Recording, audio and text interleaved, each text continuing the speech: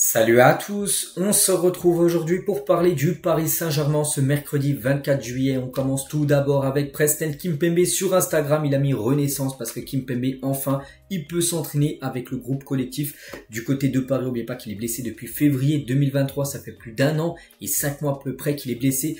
Kimpembe, il a loupé toute la saison dernière et ça y est, il avait fait une pré-saison complète, on peut dire, en espérant qu'il puisse jouer bien sûr les premiers matchs là du PSG d'ici quelques jours. Donc voilà, renaissance pour Kimpembe, donc de retour peut-être à son prime dans le futur, les gars. S'il est de retour à son prime, ça sera bien sûr une très bonne nouvelle pour le Paris Saint-Germain. Ça serait, on peut dire, comme une recrue, c'est Kimpembe, bien sûr, retrouve son énorme niveau qu'il avait dans le passé. Et une chose aussi qu'on peut dire sur Kimpembe, c'est qu'hier il a porté la flamme olympique sur un trajet de 200 mètres et on peut le voir, il a pu faire une photo du côté du château de Versailles. On continue, on va parler du jeune Mayulu qui joue actuellement l'Euro U19 avec l'équipe de France et il jouait, c'était contre l'Espagne, et l'équipe de France de Sini Mayulu a accroché le match nul dans les derniers instants face à l'Espagne. Ils gagnaient 1-0. Ils étaient après menés 2-1, il restait plus rien, ils sont égalisés en toute fin de match. Donc prochain match face à l'Ukraine en demi-finale de l'Euro parce qu'ils se sont qualifiés à l'équipe de France U19.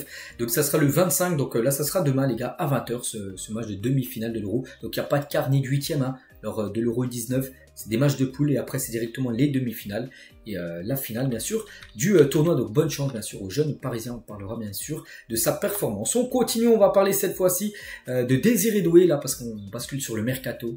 C'est que le mercato pour l'instant ça avance pas trop, on est quand même le 24 juillet, ça fait 1 mois et 14 jours qu'on attend la deuxième recrue officielle bien sûr du côté du PSG. Certes il y a beaucoup de rumeurs sur beaucoup de joueurs. Voilà, on veut du concret. Et Désiré Doué est un joueur quand même où il y a quand même pas mal de rumeurs depuis quasiment 1 mois. Et le PSG est de plus en plus confiant pour signer Désiré Doué, même s'il n'y a pas encore d'accord pour le moment, bien sûr, avec l'équipe de Rennes. Après, il n'y a pas que Paris qui est sur le dossier. Il y a le Bayern. Le Bayern aussi, je vous ai dit, ils ont déjà fait 2 offres. Le Bayern, le PSG aussi a fait déjà une offre pour Désiré Doué. Maintenant, on attend surtout la décision du joueur. Actuellement, déjà, le joueur, il va jouer, par exemple, aujourd'hui, les Jeux Olympiques. Il est convoqué pour jouer, bien sûr, les JO avec l'équipe de France Olympique. Et on espère aussi qu'il donne une décision, enfin, surtout son feu vert, soit au PSG ou même soit au Bayern. Même si, bon, ça serait dommage, bien sûr, qu'il signe au Bayern, mais voilà, qu'il dise quelque chose. Comme ça, s'il va au Bayern, tu peux clôturer le dossier et passer à quelque chose d'autre. Parce que pour l'instant, en gros, c'est pas ce qu'il veut faire. Et ce serait bien qu'il sorte du silence et qu'il mette les choses au clair concernant son futur. Donc voilà, le PSG pousse et s'apprête même à faire une offre proche des 60 millions d'euros. C'est la somme demandée par Rennes. Donc voilà. Et pour vous dire vraiment que même Nasser, le président, s'implique énormément dans le dossier. Il a directement parlé à Désiré Doué au téléphone et même à sa famille pour les convaincre du projet parisien. Normalement, c'est plutôt Luis Campos qui gère ça par rapport au recrutement, directeur sportif, celui qui gère la cellule de recrutement. Même Nasser, les gars, est rentré dans le transfert pour essayer de convaincre tout simplement Désiré Doué de rejoindre le club parisien. Donc, comme j'ai dit, maintenant, on attend la décision du concerné. On va parler aussi de Nico Williams. Oui, Nico Williams avec le PSG, il y a des rumeurs. Le PSG s'intéresse à Nico Williams. Des discussions sont en cours pour évaluer la possibilité d'un accord. Sa clause libératoire et d'environ, c'est à 58 millions d'euros, la somme exacte. Donc, je vous cache pas que les gars, Nico Williams, il y a d'autres clubs comme Chelsea, comme Newcastle, mais surtout le Barça, qui est très intéressé. Pour l'instant, le Barça, c'est le plan A du joueur. Le Barça, parce que le Barça, en gros, si ça pourrait foirer, c'est par rapport aux financiers, parce que le Barça, ils ont vraiment les finances dans le rouge.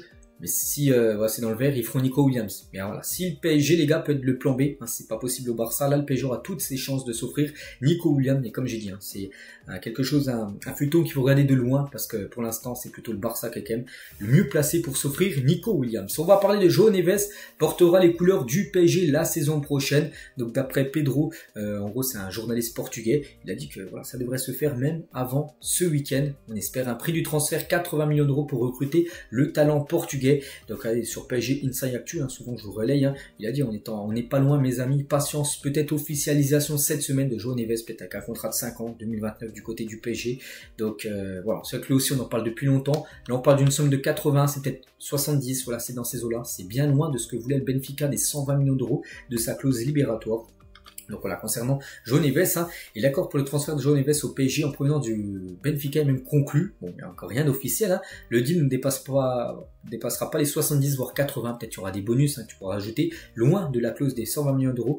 Renato fera lui le sens inverse et partira du côté du Benfica. Donc voilà, on espère vraiment que ça va s'accélérer là, peut-être aujourd'hui, peut-être demain.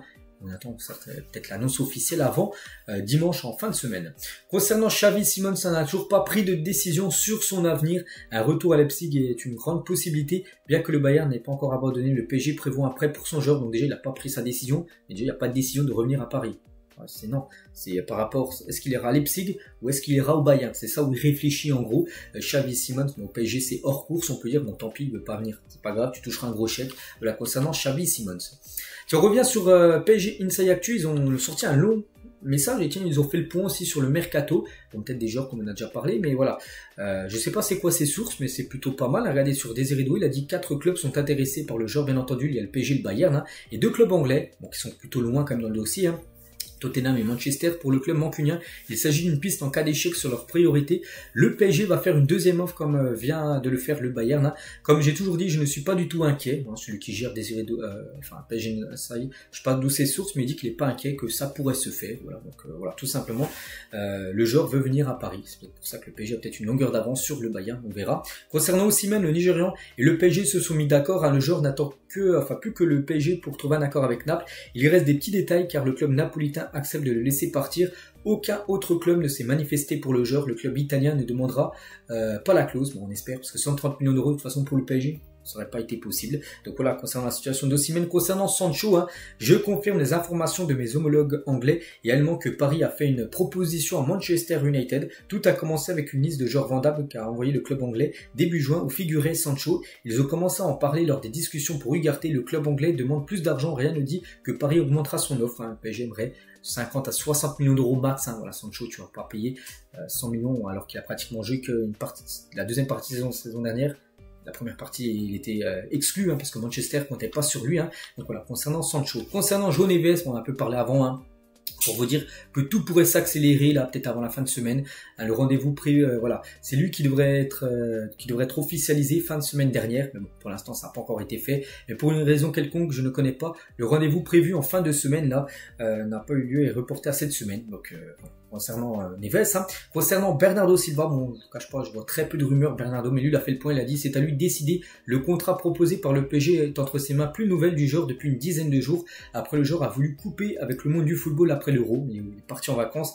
Il y a fort à parier qu'à son retour, que ça bouge, hein, concernant Bernardo, qu'on entend peut-être parler de la rumeur Bernardo, mais pour l'instant, le joueur il est parti en vacances et là il avait besoin de souffler, de penser à autre chose. Hein.